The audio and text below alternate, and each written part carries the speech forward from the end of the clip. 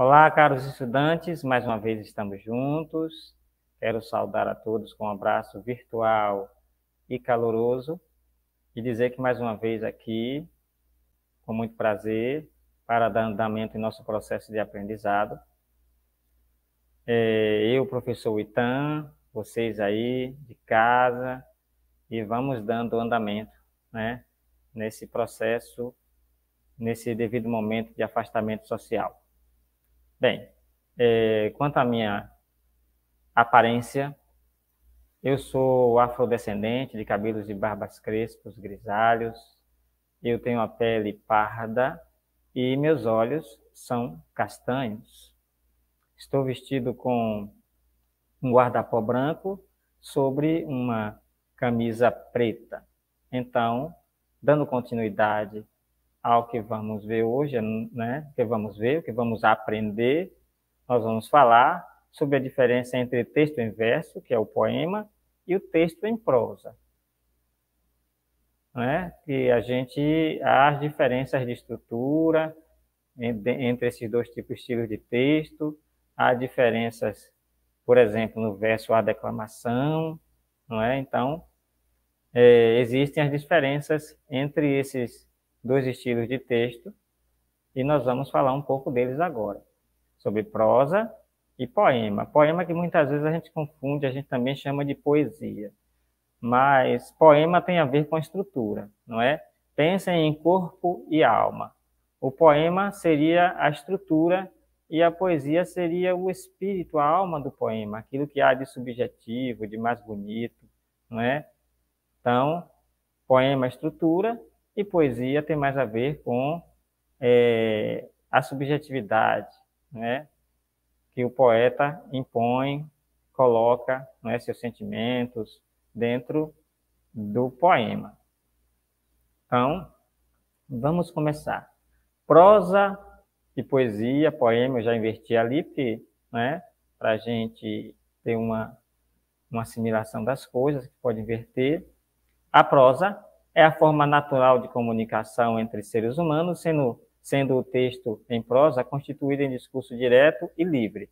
Já a poesia ou poema é a expressão de emoções e sentimentos em um texto trabalhado estilisticamente. Por isso, consiste em ritmo e harmonia para manifestação de beleza. Então, eu aconselho vocês a dar uma olhadinha em vídeos anteriores, que nós já falamos sobre a estrutura do poema, quando falei de poema de cordel, literatura de cordel, em vídeos anteriores que vocês podem acessar através do site ou do canal da Secretaria de Educação no YouTube, ok? Então, observem esses dois vídeos que eu vou passar agora e eu gostaria que vocês percebessem, né, intuíssem e tentassem ver se vocês acertam qual seria considerado prosa e qual seria considerado poesia ou poema. Vamos lá? Em Cachoeirinha, na região metropolitana de Porto Alegre, as crianças aprendem nas escolas municipais a separar em casa o lixo reciclável, ou seja, tudo aquilo que pode ser novamente aproveitado. Embalagens de plástico, papéis e outros materiais limpos se transformam em jogos e objetos didáticos utilizados em sala de aula. O que sobra é separado em tonéis e recolhido por um caminhão da prefeitura. O material é levado para este depósito, onde papéis, latas, plásticos e vidros são preparados. Em 1 ano e meio de campanha, a Prefeitura de Cachoeirinha conseguiu separar do lixo da cidade mais de 40 toneladas de vidros, papéis, ferro e plásticos. Todo esse material foi vendido diretamente para a indústria e rendeu quase 1 milhão de cruzeiros. Um trabalho a partir dos professores, né?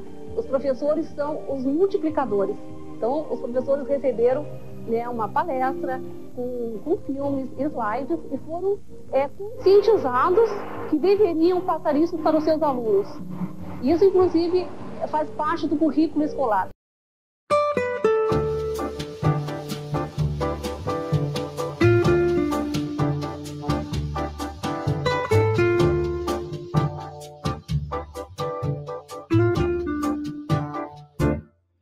Vou te contar Os olhos já não podem ver coisas que só o coração pode entender. Fundamental é mesmo o amor, é impossível ser feliz sozinho.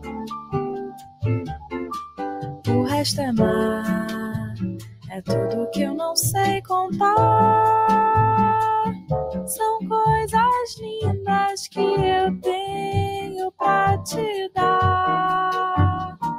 Vem de mansinho a brisa e me diz, é impossível ser feliz sozinho. Percebemos que no primeiro vídeo, o repórter, ele tenta falar como nós falamos naturalmente no nosso dia a dia, não é? O texto corrido, sem rima, sem versos. E aqui, nesse segundo vídeo, onde aparece a música, não é? Onde é apresentado a música Wave, de Tom Jobim, nós percebemos simplesmente, pela forma de se cantar, que o texto da música tem uma determinada poesia, uma determinada beleza. E ele, com certeza, deve estar estruturado em versos, porque se percebe logo que há rimas. Quando a gente ouve falar de rimas, a gente lembra de versos, não é? Observem agora. Esses dois textos falam da mesma coisa, só que um está no estilo de prosa e o outro texto, não é? Em estilo de poema. Olhem bem a leitura. Pilão Deitado. Esse poema ele é tirado de uma literatura de cordel sobre a chegada de Lampião no inferno. E o texto anterior, que está em branco, foi retirado também desse mesmo poema. Foi feita uma adaptação. Então, mesmo prosa e poema, eles podem falar do mesmo assunto, só que com estilos diferentes. Pilão Deitado, um dos comparsas de Lampião, o famoso cangaceiro, morreu em um confronto com a polícia da época. Dizem que hoje seu espírito vaga pelo sertão, assombrando as pessoas. E aí nós vamos dizer a mesma coisa em verso. Veja que quando eu falo em verso, há um ritmo, há rima, há o tamanho exato dos versos, não é? Para que o poema tenha sua cadência, sua beleza na sonoridade. Um cabra de Lampião, por nome Pilão Deitado, que morreu numa trincheira em certo tempo passado, agora pelo sertão, anda correndo visão, fazendo mal assombrado. Então, no segundo texto, há toda uma subjetividade da forma com que o autor do texto se expressa. Ele coloca a emoção dele, o sentimento dele, a forma que ele tenta passar, não é, a história do cangaceiro. Já o primeiro texto é um texto mais, vamos dizer, próximo de um texto de jornal, não é, que relata um fato, um acontecimento. Então, o que é mesmo o poema ou poesia? A palavra poesia tem origem no vocábulo grego poiesis, cujo significado é o ato da criação, de fazer alguma coisa. Assim, a poesia faz com que a língua crie novos significados, modifica o uso das palavras, ordena-as de maneira ritmada e melódica.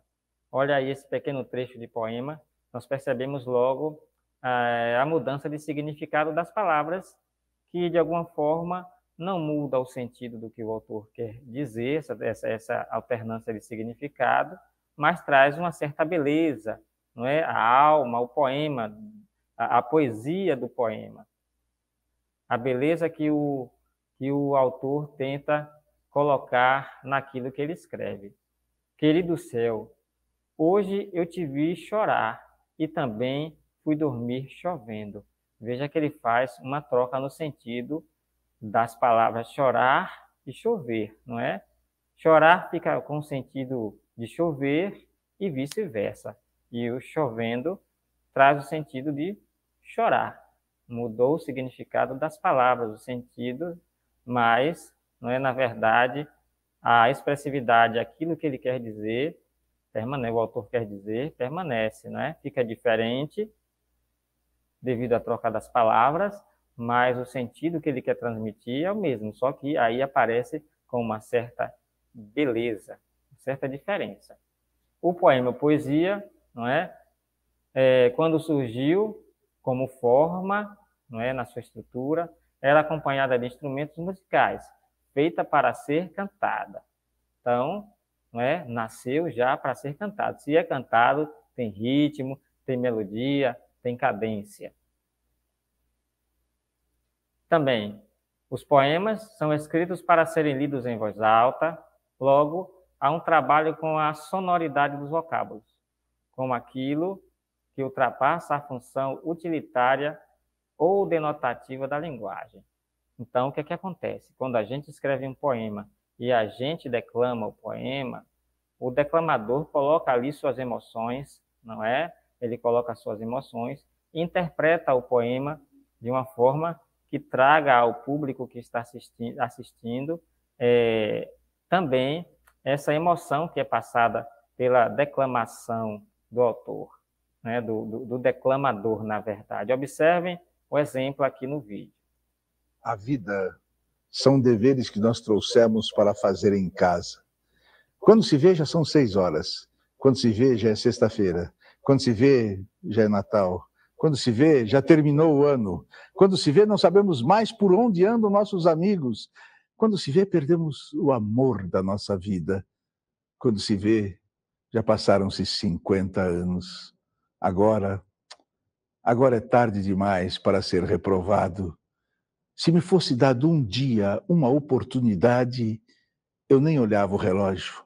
Eu seguiria sempre em frente, iria, jogando pelo caminho a casaca dourada e inútil das horas. Eu seguraria todos os meus amigos, que já não sei onde e como estão, e diria: vocês são extremamente importantes para mim. Eu seguraria o meu amor, que está há muito à minha frente, e diria: eu te amo. Dessa forma, eu digo: não deixe de fazer algo que gosta devido à falta de tempo.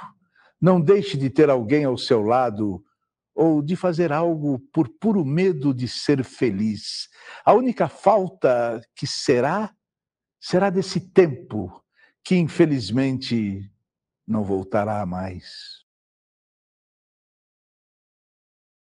O declamador, ele coloca no poema, na sua declamação, a sua emoção, o seu sentimento, não é? E essa emoção muitas vezes é transmitida para nós que estamos ouvindo, porque, de certa forma, pode haver a coincidência daquilo que está sendo dito pelo poeta, sendo recitado pelo poeta, seja uma experiência de vida que nós temos. E aí nossa emoção se encontra com a emoção do declamador, e muitas vezes choramos e nos emocionamos de maneira mais clara, não é? Porque aquele poema nos tocou, não simplesmente o poema, mas a forma como o declamador se expressou no poema. Porque um poema lido de qualquer jeito é simplesmente um texto, mas um poema lido com emoção, aí ele arrebata muitas vezes a nossa alma, o nosso sentimento, não é? A vida. Então, o poema também tem sua estrutura, da qual eu já falei em vídeos anteriores. Como já disse, vocês podem recorrer a vídeos anteriores sobre poema, sobre estrutura de poema, sobre o cordel, que foi quando eu falei sobre a estrutura do poema, né? Pode acessar através do link do canal da Secretaria de Educação do município. Mais uma vez, não é? Deixo vocês conscientes disso. Então, qual é a estrutura do poema? Nós já sabemos que o poema ele é feito de versos, não é? Esses versos juntos compõem a estrofe. Mas esses versos, eles têm uma extensão, uma métrica, um tamanho adequado, né? De acordo com a quantidade de sílabas que cada verso tem. Depois de composta a estrofe, não é? Podemos ter várias estrofes com rima ou não. E também, dentro das estrofes, tem as estrofes que se repetem. que são chamadas de refrão. Olha o exemplo. Sou o gibão do vaqueiro, sou cuscuz, sou rapadura, sou vida difícil e dura, sou nordeste brasileiro, sou cantador violeiro, sou alegria ao chover, sou doutor sem saber ler, sou rico sem ser granfino. Quanto mais sou nordestino, mais tenho orgulho de ser. Então percebemos que lá nós temos de início as estrofes e em destaque negrito temos o refrão, que vai se repetir ao longo de todo o poema. Aí apenas um trecho do poema, peguei uma estrofe e o refrão para que a gente veja como exemplo da estrutura do poema. Então, o poema é feito de versos, os versos com sua métrica adequada para cada tipo de poema, se estrutura em estrofes, não é? As estrofes podem ter rima ou não, e também temos o refrão, que é uma estrofe que se repete ao longo do poema. Isso, intuitivamente, vocês já conhecem. Então, vamos observar, olhem. Os poemas, eles podem ter rimas ou não. Olha só o primeiro trecho de poema. O poeta é um fingidor, finge tão completamente que chega a fingir que é dor, a dor que deveras sente. Então, lembremos que rima é quando a sonoridade da última sílaba de cada palavra coincide, né? Então, no caso, coincide em termos de sonoridade. Então, vejamos que fingidor, não é? A última sílaba de fingidor rima com dor do terceiro verso, não é? E completamente, a sonoridade final da palavra completamente rima, não é? Ela se coaduna, ela é assimilada, ela tem a mesma sonoridade que sente no último verso. É um poema de Fernando Pessoa. E no seguinte, do amor que tive, que não seja imortal, posto que é chama, mas que seja infinito enquanto dure. Então, um poema de Vinícius de Moraes, poeta brasileiro. Percebam que tem as estrofes, não é? Os versos, que se transforma em estrofe, mas nesse caso nós não temos rima, como é o caso dos versos anteriores de Fernando Pessoa. Então, quando o verso não tem rima, ele é chamado de verso branco. Quanto à pontuação, a pontuação é relativa. Há poemas que o autor se utiliza de pontuação para destacar a ênfase na hora da declamação, e tem outros poemas que não têm pontuação, né? Que não vai mudar nada, que na hora de declamar também fica a critério do declamador a expressividade do poema. Se ele vai dar pausas ou não, se ele vai dar pausas longas, se ele vai dar pausas curtas. Então, na hora de declamar, fica a critério do declamador fazer a pontuação oral. Ok?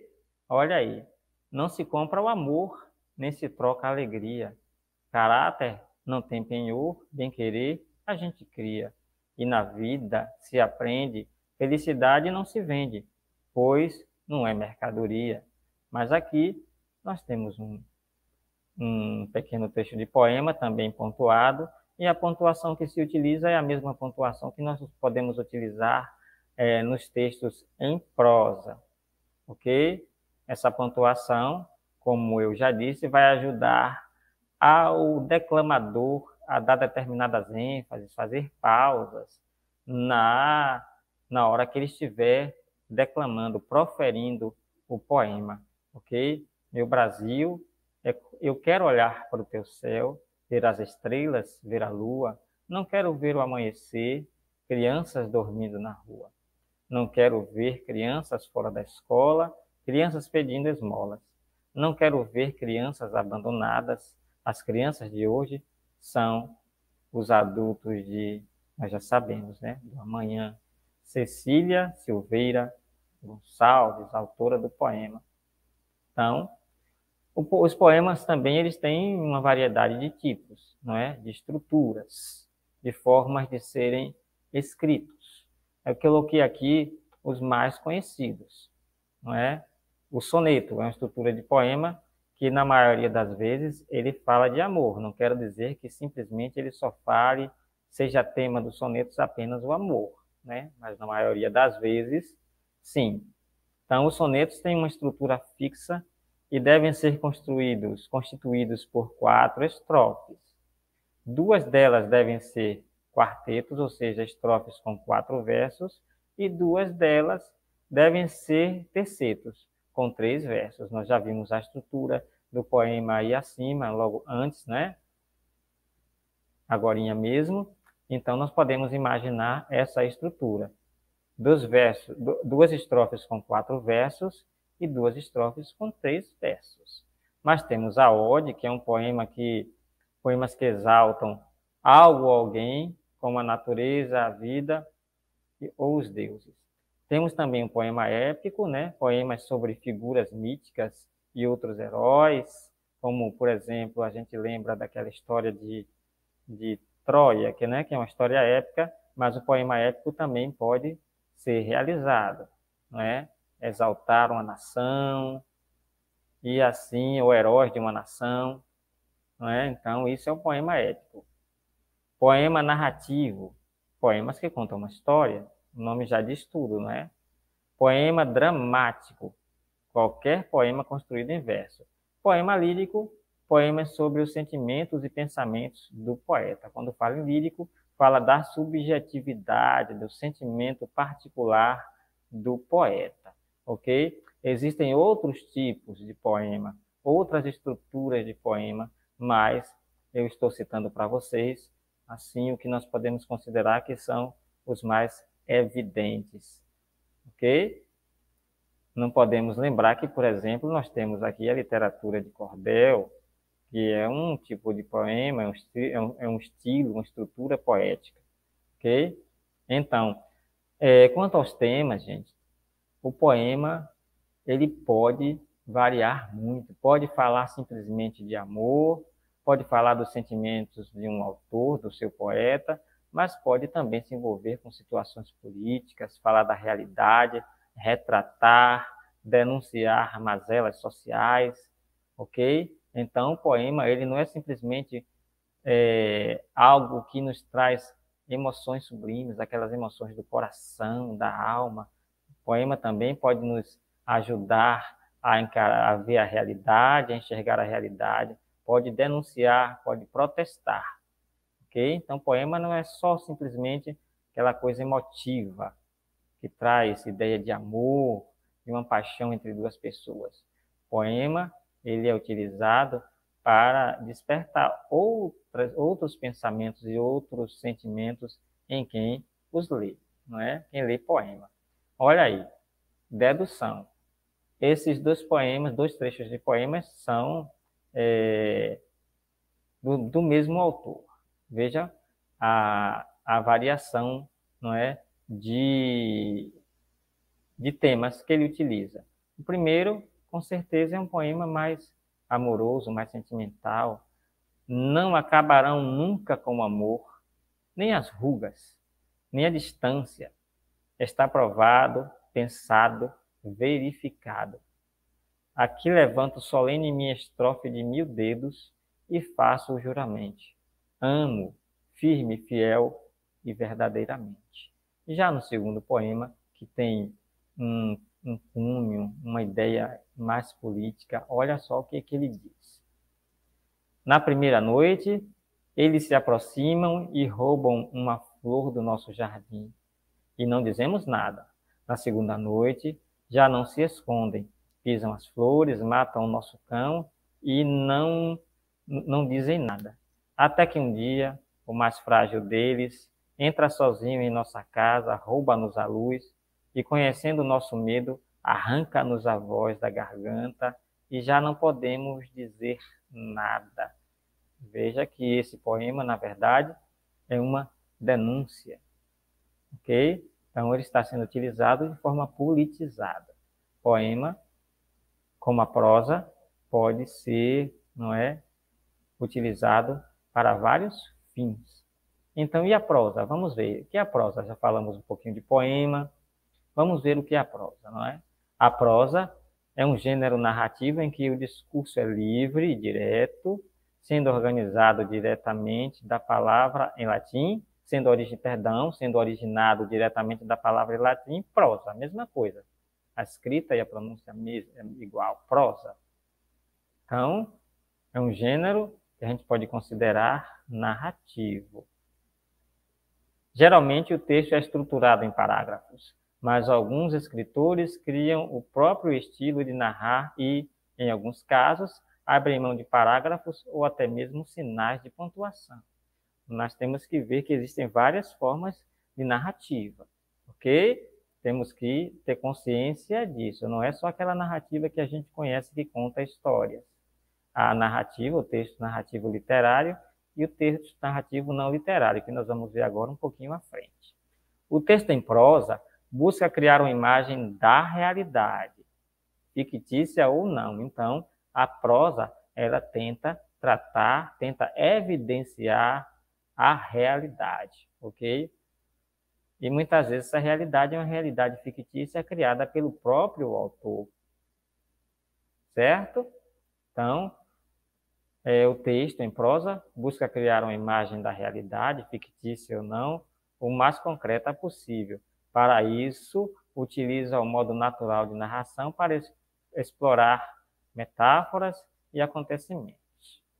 Nesse sentido, pode-se dizer que o texto em prosa é uma forma de escrita que não inclui divisões rítmicas, como ocorre no texto poético. Então, na prosa, não é? Mas mesmo que exista texto chamado de prosa poética, mesmo nesse sentido, não existe a divisão em estrofes, versos, não é? Não vai ter ritmo, não vai ter rima.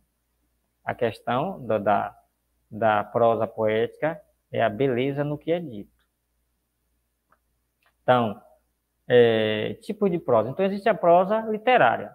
Nós conhecemos muitas prosas literárias. Conto de fada, conto fantástico, romance. Então, aquilo que a gente chama de literatura de uma forma geral, não é? Que narram histórias fictícias, mesmo que sejam histórias curtas, como são os contos, as crônicas, não é?